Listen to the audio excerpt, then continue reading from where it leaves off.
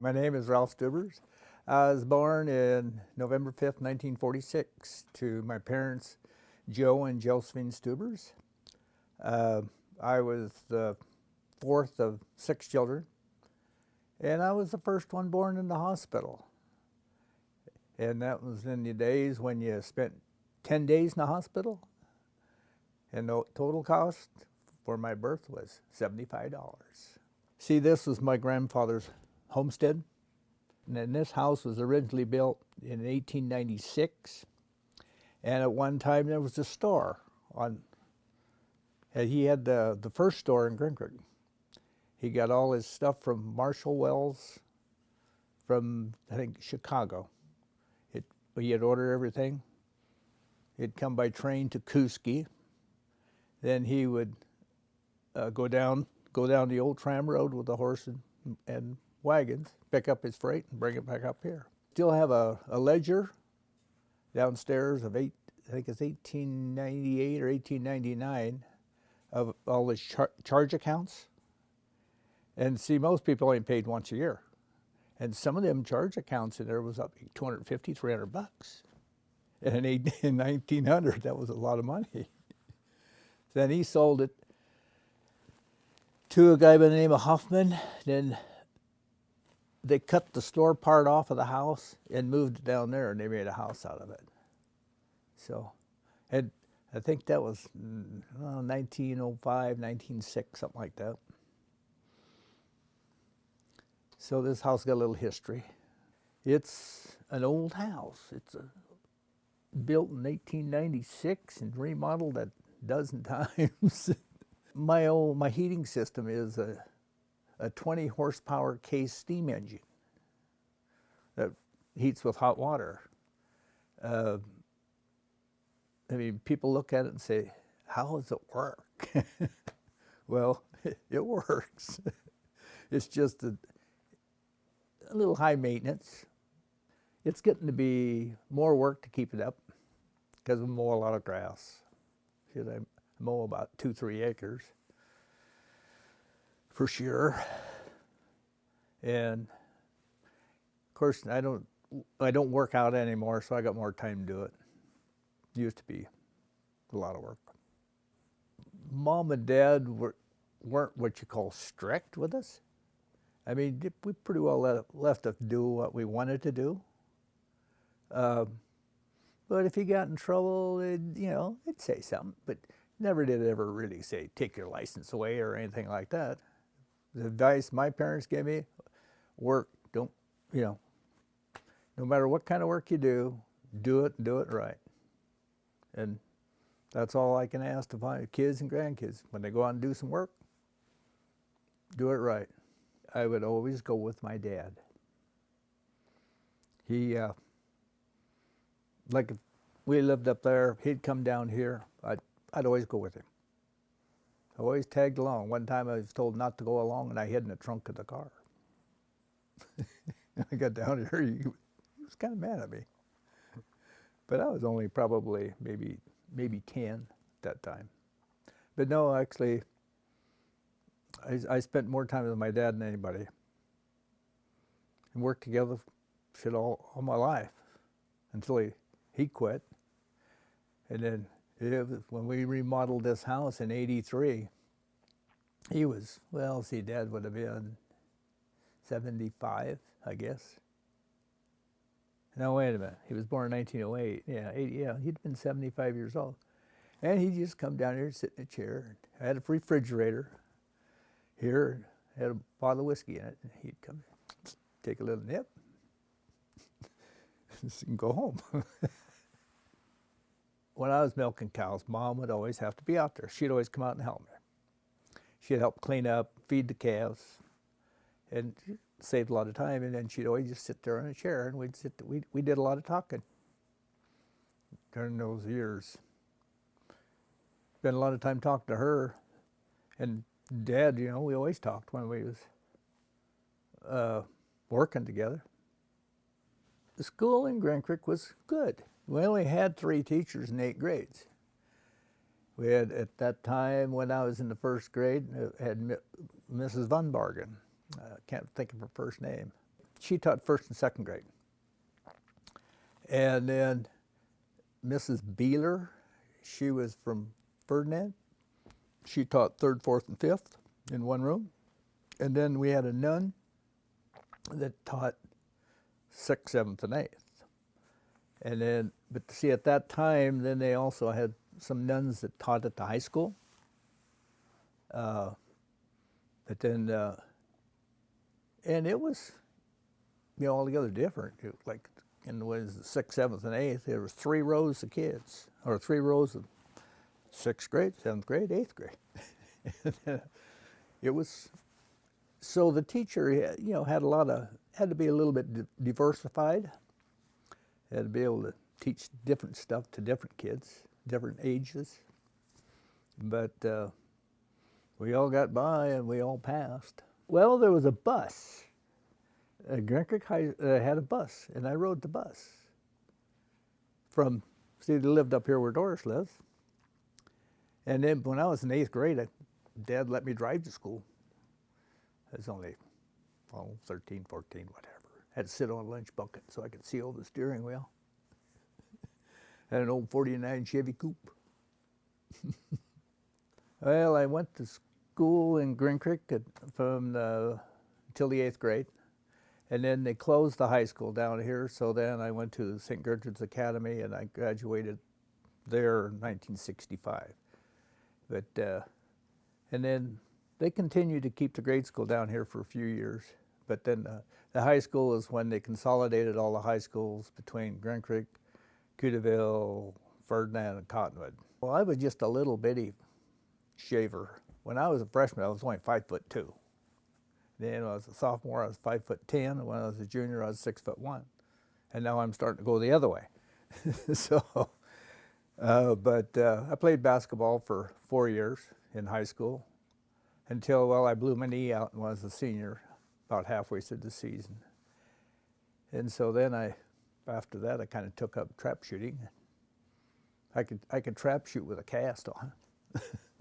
So it was fun. I enjoyed life. I enjoyed high school. Had a lot of fun. Made a lot of new friends, and knew a lot of the border kids and stuff, and got to be friends with them.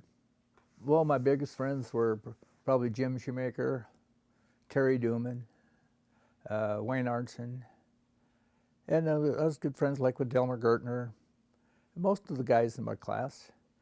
I went to the University of Idaho for 1 year, and it wasn't for me, so I quit.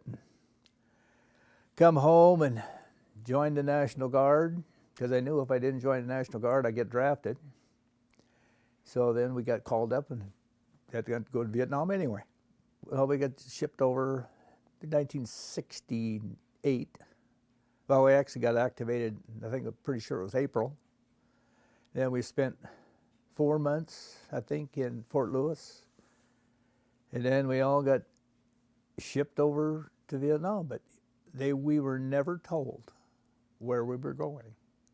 Never, until the day we landed. It says, welcome, Phan Rang Air Force Base, South Vietnam. That's where we were. We spent 2 weeks there for more training. Then we went on convoy and went about, I think it was 90 miles to the south. We were halfway between like Cam Ranh Bay and Saigon. It was 90 miles north of Saigon, 90 miles south of Cam Ranh Bay. And we were up in, called the Central Highlands. And we did a lot of road construction, building stuff, base camps, all kinds of good stuff. And then in February, we got moved to a place called Basar, B-A-S-A-R. It was about like Salmon River, about where Hilda Johnson lives. It was on a bench, right on a river, hotter than a pistol. So in end of February, it was like 120 degrees. We spent, I think it was 30 days. It never got below 90 degrees, night or day. And it was hot. And then the rains would come. So that's when it was the hottest. The humidity would be 110%. But had a few experiences, some close calls, but I still made it back, and no wounds either. But didn't draw no blood. But I had a guy killed off the back of my Jeep by an explosion. And we got hit pretty hard a couple times. First time they hit us, I think they wounded like 50-some people, and a couple of guys lost a few extremities, and couple got killed, but I lucked out one morning, walking to breakfast. I heard a thump, and they dropped 6 mortars on us, but they were all duds, and one landed within about 50 feet from me. All it was just a thump, which was good. The Lord must have been taking care of me a little bit.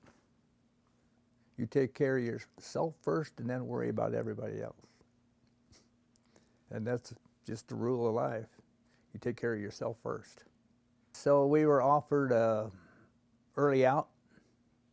So I took it, went in the inactive reserves for 4 more years. So then I started farming and working with my dad in construction, and did it all my life. Actually, I started building already when I was 16. I'd work with Dad on weekends and during the summer. Made $1.50 an hour too. That was what I got paid. So that's what that's $10 a day. But then we milk cows in the morning before and work during the day, milk them at night, then you have fun at night. I bought my first ground in 1969. I bought it from my aunt. It was 80 acres to the west of here. And she owned it, and she wanted to sell it to me, and then this was in the spring of '68, and she wanted to sell it to me, and I says, no, I'm going to Vietnam. When I come back, I'll buy it. If I come back, I'll buy it. And she says, okay.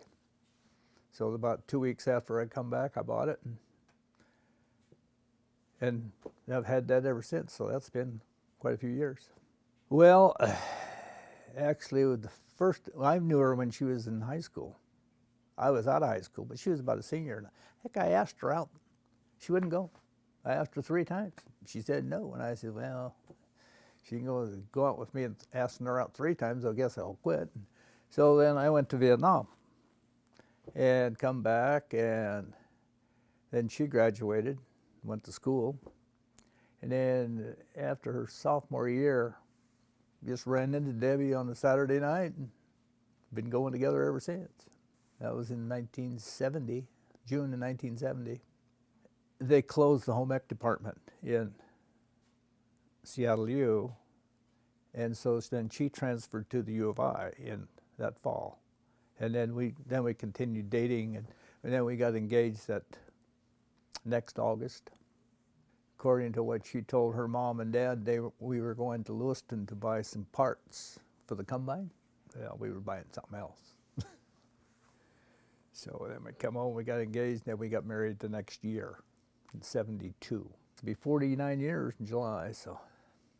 Well, Craig was born in 1973, July the 5th of 1973, and then Heidi was born in May in '77, and Jason was born in April the 5th in '79, and then Anna was born in '80. And we got 6 grandkids. Heidi's got 2 girls, and then Craig's got 2 boys, and then Anna's got 2. When Debbie and I got married, Dad says, okay, milk cows are yours if you want them. Okay, so, and there was good money in milking at that time. But then it got to be towards the end of the '70s, the price of milk just went down, the freight went up, you wasn't making any money. So I quit, and plus the equipment was all getting old. I had to spend a big bunch of money, and there was I could see no real future for it. So I sold them, and then I and my brother went together raising hogs. And we raised those until,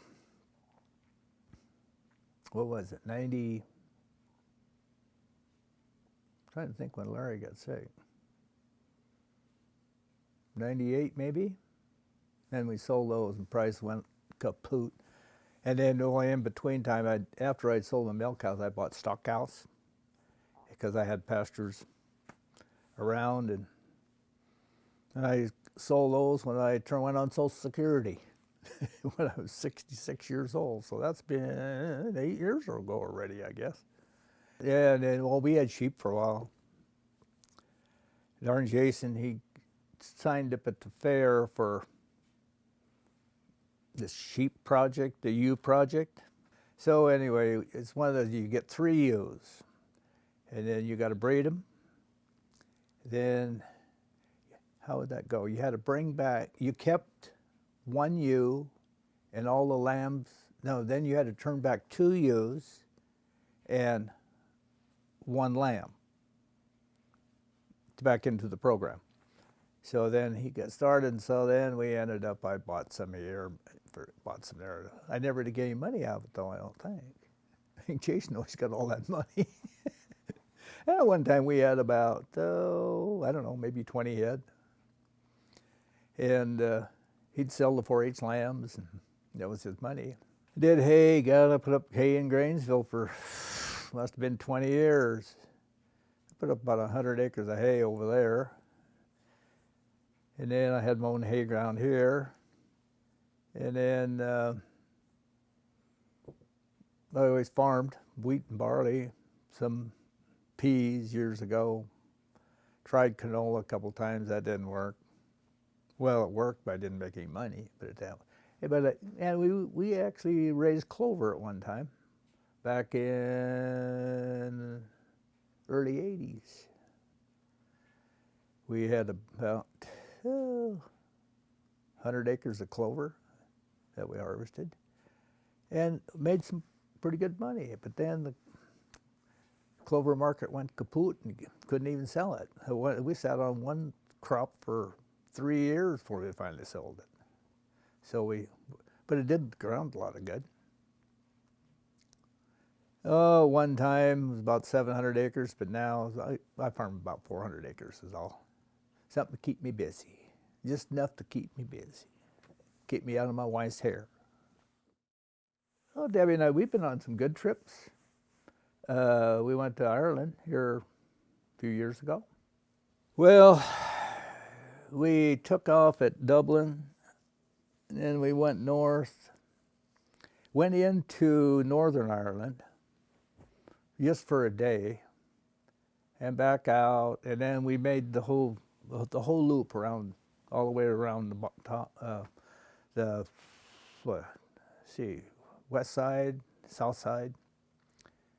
And then we went to like the Cliffs of Moher, Kiss the Blarney Stone. I think that's in a town called Blarney. We went on a cruise to Alaska. That was about 11 years ago, I think. And then, while we was on that trip, we won a trip. So the next spring break, we went down to Cabo San Lucas, Mazatlan, and Puerto Vallarta. I want to live to be 100, if I'm healthy. But if I'm not, I've had a good life. I hope all my kids have a happy life, and all my grandkids have a happy life, because if they're happy, and right now, none of them are too big of trouble, I don't think.